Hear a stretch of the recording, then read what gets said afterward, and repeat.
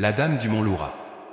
Il y a fort longtemps, bien avant l'arrivée des routes modernes et des téléphones, la région de Mali vivait au rythme des saisons et des contes qu'on se murmurait au coin du feu.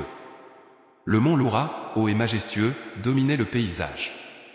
Les anciens disaient que c'était un lieu sacré, où les esprits des ancêtres et des anciens rois veillaient sur le peuple. Parmi les nombreuses légendes, celle que l'on racontait le plus souvent était celle de Sia, une jeune femme dont la beauté et la sagesse étaient connues dans tout le Fouta Djallon. Sia vivait dans un petit village au pied du mont. Orpheline, elle avait été élevée par sa grand-mère, une vieille guérisseuse respectée.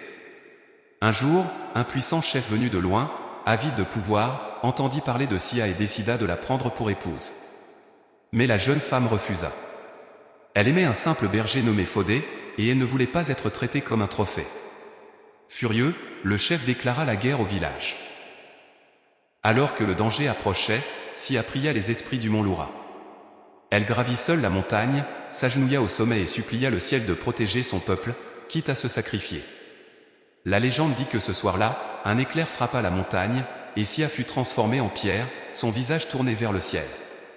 Le chef, voyant cela, fut frappé de terreur et s'enfuit. Depuis, on dit que le rocher en forme de visage de femme, visible sur le mont Loura, est celui de Sia la dame de Mali, qui veille encore sur la région. Et lorsque le vent souffle dans les falaises, certains disent qu'on peut encore entendre la voix douce de Sia murmurer aux enfants. Gardez votre dignité, aimez votre terre, et respectez les anciens. Le prince Soirée.